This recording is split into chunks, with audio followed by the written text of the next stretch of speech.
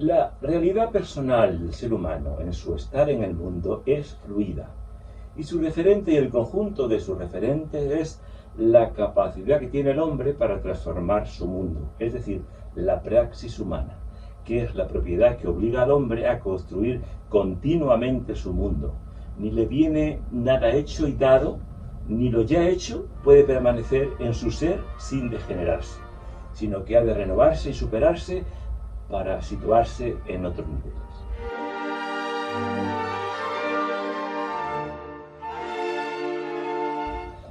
Además, el estar humano en realidad es hacer y transformarse.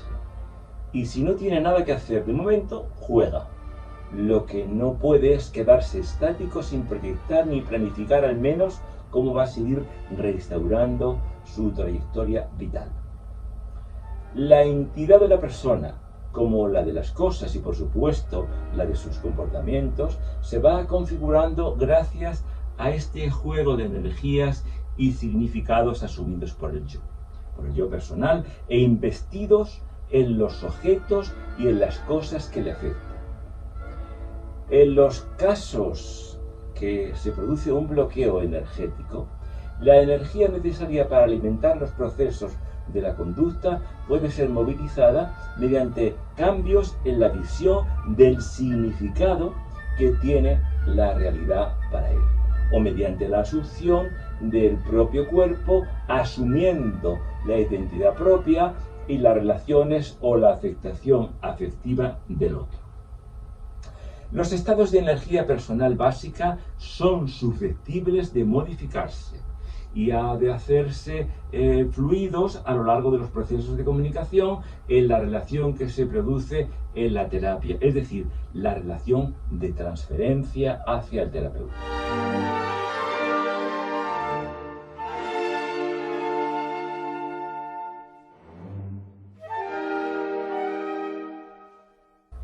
Cuando existe una corriente transferencial entre el paciente y el terapeuta, cuando hay transferencia,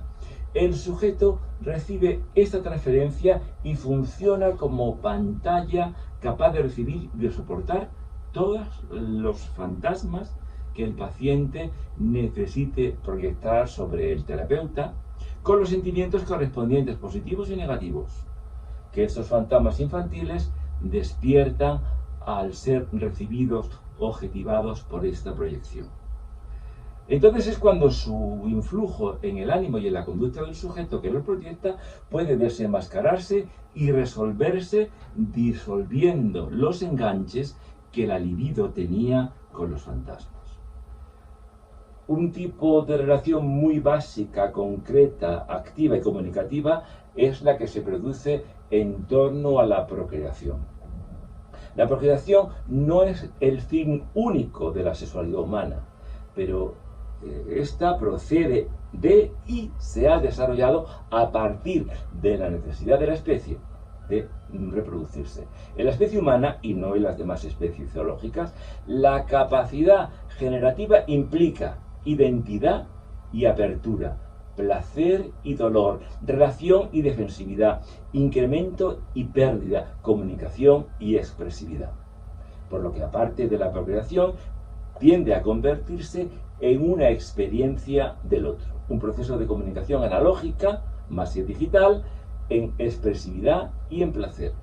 Por lo tanto, en las distintas actividades y situaciones de la sexualidad humana intervienen básicamente los siguientes factores: estados de energía libidinales y afectivos de los sujetos, identificación y significados del cuerpo y partes del mismo, juego simbólico y proyectivo de las cadenas significantes libidinalmente sobredeterminadas, rigidez del sistema de las defensas de cada uno de los sujetos que entra en relación, canales y redes de comunicación de exteriorización de la afectividad. Este cuadro hará comprender ya la complejidad y las paradojas a la que da lugar la relación sexual, que no se establece en un solo plano y que no puede limitarse o solo a lo orgánico, o solo a lo personal, o solo a lo estético, o solo a lo social. Por ello, unos mismos sistemas o anomalías o logros pueden deberse a diversas condiciones de muy distinta naturaleza según cada caso. Y entenderlo y controlarlo es condición de la pericia de la terapia sexual. Así, las fantasías y los símbolos retroalimentan los estados energéticos y afectivos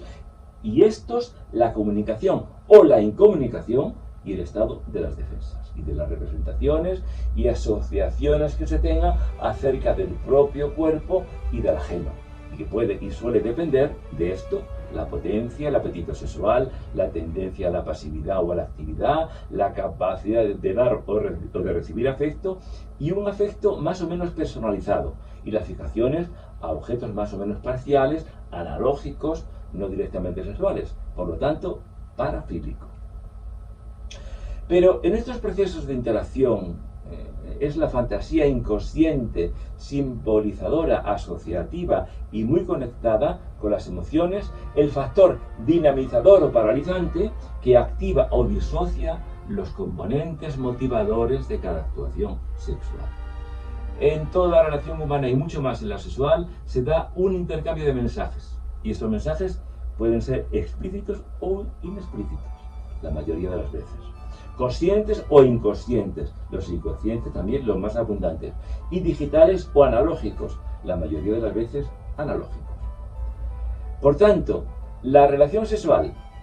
o de pareja y matrimonial se complica tanto por esta masa de mensajes inexplícitos, inconscientes y analógicos, que se controlan peor o no se controlan en absoluto. Y al bajar las defensas para entregarse y amar, se corre el peligro de invadir al otro o de dar entrada y dejarse invadir por una serie de contenidos inmaduros o arcaicos, orales devoradores, anales posesivos o inmovilizadores fálico-impositivos, sadomasoquistas, dependenciales o de doble vínculo.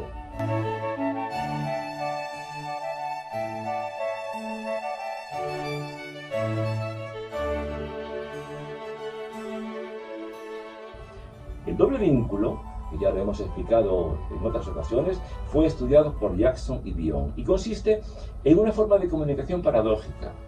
por la que se imparten dos instrucciones contrarias entre sí. Por ejemplo, si me quisieras, no me harías esto, sin posibilidad de metacomunicarse acerca de su contradicción práctica, de modo que el receptor siempre queda en falta con el emisor, pues forzosamente al cumplir una instrucción deja incumplida la otra o la contraviene y tiene investición emocional de orden. Pero si se trata de manifestar la imposibilidad de cumplir ambas órdenes, se le culpabiliza todavía más por este último, con lo cual una forma de comunicación paradójica es la de confundir la relación con el contenido. Y el ejemplo más típico es el que hemos puesto: si me quisieras, no me harías esto.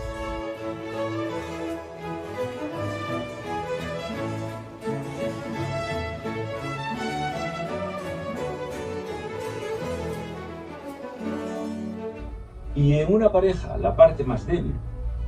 en un grupo parentofilial, familiar, ante estas contradicciones, no tiene a la larga más salida que instalarse en la irrealidad y puede generar pues un conflicto y un desajuste o una enfermedad mental, como en los casos de esquizofrenia.